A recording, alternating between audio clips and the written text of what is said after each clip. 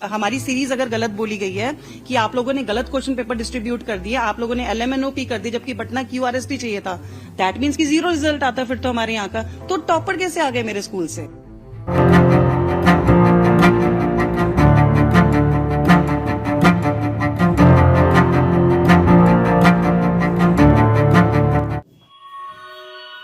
Hello guys, आज मैं आप सभी के लिए लेकर आया हूँ कुछ खुशखबरी, इसके साथ साथ कुछ दुख भरी बातें, लेकिन दोनों को समझना बहुत जरूरी है क्योंकि इससे हम आगे क्या डिसीजन लेना है और किस तरह अपनी आवाज को उठाना है उसे आसानी से समझ पाएंगे। तो सबसे पहले मैं बात करूंगा खुशखबरी की। उसके लिए हमारे पास काफी सारे प्रूफ है, जिसमें से एक प्रूफ है ये वीडियो। इसे ध्यान से सुनना। एक सवाल ये पूछा जा रहा है कि 7 बच्चे एक ही एग्जाम सेंटर में बच्चे बैठे थे, आपने हमको ये शीट दिखाई है, उसको क्लेरिफाई। सर मैंने आपको ये हमारे यहाँ पे 504 बच्चे थे, एक रूम में 24 बच्चे बैठते हैं, दैट मीन्स कि 21 रूम की सिटिंग है। मेरे पास पूरा सिटिंग प्लान है जिसमें बच्चे बहुत दूरी पे हैं, डिफरेंट रूम्स में हैं। You can go through with the plan. एक बार ये दिखाना चाहूं तो ये पूरा सिटिंग प्लान है जिसमें जो बच्चा जहां बैठा है उसमें anti observer 1, 2, centre superintendent, deputy centre superintendent सबके हस्ताक्षर हैं, स्टैंप है। इसमें अगर देखेंगे तो पहले पेज पर कोई टॉपर नहीं है। आप ऐसे आगे बढ़ते जाएंगे तो रूम नंबर 2 में एक टॉपर है जिसका रोल नंबर है 037, जो लास्ट 3 डिजिट है। रूम नंबर 7 में जाकर फिर एक अगला टॉपर आता है जिसका आखिरी सीरियल नंबर है 168। उसके बाद रूम नंबर 8 में एक टॉपर है, रूम नंबर 9 में एक टॉपर है, बाकी कोई रूम नंबर 11 तक कोई टॉपर नहीं है। अगला तो मैम, जब ये खबर आई कि आपके स्कूल से 7 बच्चे टॉपर निकल आए हैं और आरोप लगे कि कुछ गड़बड़ हुई है, इस पर आप क्या कहें? वेरी शॉकिंग, मतलब हम लोगों ने एक्सेप्ट नहीं किया था कि इतनी फेयर ढंग से किया है। और जिस दिन 5 तारीख को पेपर हुआ, ऐसा कभी नहीं हुआ कि डबल सेट्स आए हो। मेल की जिसमें आई हैव रिटन एवरीथिंग कि हमारे यहाँ पे डबल सेट्स आए थे, और जो बाकी पूरी कंट्री में जो सीरीज गई है और जो हमारे कोड्स है दे आर डिफरेंट। तो काइंडली डू समथिंग। या तो मेरे सेंटर में अगर गलत कोड गया तो कोई आना ही नहीं था, है ना। अगर हमारी सीरीज अगर गलत बोली गई है कि आप लोगों ने गलत क्वेश्चन पेपर डिस्ट्रीब्यूट कर दिया, आप लोगों ने LMNOP कर दी जबकि पटना QRST चाहिए था, दैट मीन्स कि 0 रिजल्ट आता फिर तो हमारे यहाँ का। तो टॉपर कैसे आ गए मेरे स्कूल से? देखो इस वीडियो के अंदर ये हरियाणा की एक प्रिंसिपल है, ये उसी सेंटर की प्रिंसिपल है जिसके अंदर 6 स्टूडेंट्स के, जिसके अंदर 6 स्टूडेंट्स के 720 में से 720 मार्क्स आए थे और उनके सरनेम को यूज नहीं किया गया था। ये उसी सेंटर की प्रिंसिपल है। जैसे कि आप सभी ने सुना, इन्होंने बताया कि हमारे सेंटर पर किसी भी तरह का टाइम लॉस नहीं हुआ है, यहाँ पर टाइमली एग्जाम को कंडक्ट कराया गया है। ये सारी की सारी वीडियो रिकॉर्डेड है, आप सभी देख सकते हैं। चलो अब हम बात करते हैं कि सुप्रीम कोर्ट के अंदर क्या डिसीजन आया है और किस मुद्दे पे बात हुई है, उसके बारे में बात करते हैं।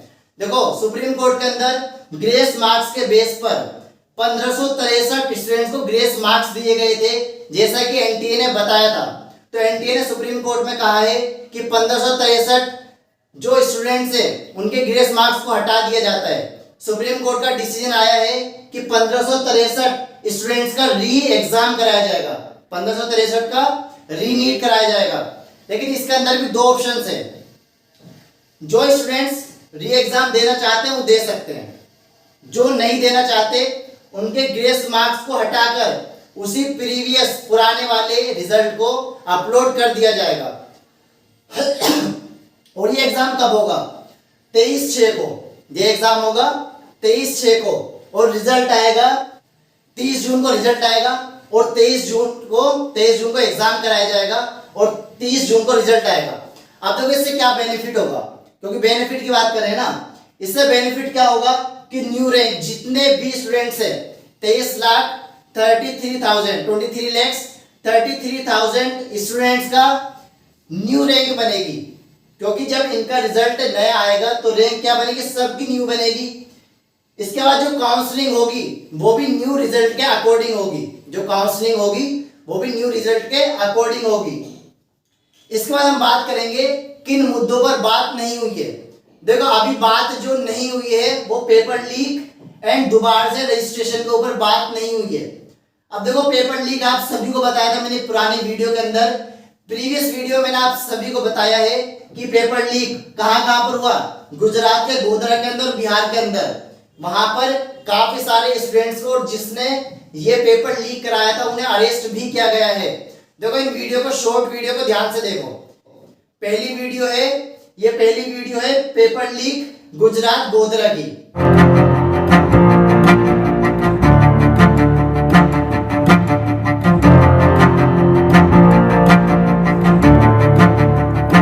2024 के नीट अंडर ग्रेजुएट एग्जाम्स की ऑथेंटिसिटी और इंटीग्रिटी को लेकर के कई सवाल इस बार उठ रहे हैं, खासतौर पे रिजल्ट आने के बाद। और ऐसे में गुजरात के गोधरा का एक किस्सा है जो इस पूरे मामले की ग्रेविटी को और बढ़ा देता है। यहाँ पे पुलिस ने एक एग्जामिनेशन सेंटर पे रेड करके ये पाया कि करीब 30 स्टूडेंट्स को गलत तरीके से एग्ज़ाम दिलवाया जा रहा था, गलत तरीके से पास करवाने की पूरी योजना थी, जिसका गोधरा पुलिस और प्रशासन ने पूरा भंडाफोड़ किया है। पूरा मामला क्या था ये हम समझने की कोशिश करते हैं। गोधरा पंचमहल के एसपी हिमांशु सोलंकी जी हमारे साथ हैं। सोलंकी साहब, सबसे पहले ये जानना चाहते हैं कि जब आप लोगों ने इस एग्जामिनेशन सेंटर पे रेड की, क्या सस्पिशियस चीज़ें जो हैं वो आपके सामने आई? एक्चुअली 5 तारीख को जब ये नीट की एग्ज़ाम हो रही थी तब हमारे कलेक्टर साहब को ये एक इंफॉर्मेशन मिली थी। और ये दूसरी वीडियो है बिहार के अंदर। नीट एग्जाम में हुई गड़बड़ियों की खबर जी न्यूज ने प्रमुखता से दिखाई थी, क्योंकि मामला 24 लाख छात्रों के भविष्य के साथ खिलवाड़ का था। हमने कहा था कि नीट का पेपर लीक हुआ है, जबकि एग्जाम कराने वाली नेशनल टेस्टिंग एजेंसी ने इससे इनकार किया था। अब हम सबूतों के साथ, दावे के साथ कह रहे हैं कि पटना में नीट का पेपर लीक ही हुआ था, जिसके बदले में छात्रों से 40-40 लाख रुपए वसूले गए थे। वैसे नीट पेपर लीक होने के कुछ सबूत हमने आपको कुछ दिन पहले भी दिखाए थे। अब हम आपको एक एक करके बताते हैं कि क्या क्या दर्ज है। पहला सबूत, गिरफ्तार छात्रों के बयान। गिरफ्तार हुए एक छात्र ने बयान दिया कि 4 मई की रात घटना में उसे अमित आनंद और नीतीश कुमार ने नीट पेपर के उत्तर बताए और उन्हें रटवाया। आरोपी के घर से मिला सामान। मुख्य आरोपी अमित आनंद के घर से laptop, mobile, electronic device, ATM card, cheque, bank passbook और छात्रों के एडमिट कार्ड का मिलना। एटीएम कार्ड, बैंक पासबुक और चेक उन छात्रों या उनके अभिभावकों के मिले हैं जिन्हें लीक पेपर दिया गया, ताकि एग्जाम होने के बाद उनके अकाउंट से बकाया पैसा निकाला जा सके। जहां पर स्टूडेंट्स को पेपर लीक कराया गया और एग्जाम की प्रिपरेशन कराई गई थी एक दिन पहले, समझ आया? तो हमारे पास अभी सारे के सारे प्रूफ है। आगे दोबारा से कोर्ट के अंदर हियरिंग होना जरूरी है। आगे इन मुद्दे के ऊपर बात होगी, पेपर लीक के ऊपर बात होनी जरूरी है। और रजिस्ट्रेशन विंडो, जो रजिस्ट्रेशन विंडो 2 दिन के लिए दोबारा से ओपन किया गया था। देखो आप सभी को याद होगा 9 फरवरी से 9 मार्च तक टाइम दिया गया था रजिस्ट्रेशन का। रजिस्ट्रेशन की विंडो ओपन हुई थी 9 से 9 मार्च तक, 1 मंथ का टाइम मिला था। लेकिन इसके बाद 1 वीक का टाइम और दिया गया, यानी कि 16 मार्च तक। मार्च में कहानी खत्म हो गई, लेकिन अचानक से ऐसा क्या हुआ भाई, नेक्स्ट मंथ दोबारा से विंडो को ओपन करा गया, वो भी 2 दिन के लिए। देखो 9 अप्रैल से 10 अप्रैल तक दोबारा से विंडो को ओपन किया गया। ये सोचने वाली बात है कि दोबारा से विंडो को ओपन क्यों किया गया। ये सारे के सारे जवाब अभी एनटीए से लेने जरूरी है, समझ आया? तो इसी बातों को ध्यान में रखते हुए, इन सभी बातों को ध्यान में रखते हुए हम अपनी आवाज को आगे उठाएंगे और हम रुकेंगे नहीं, हम बोलेंगे और जीतेंगे। हक के लिए हम लड़ेंगे और जीतेंगे। जब तक के लिए all the best and God bless you.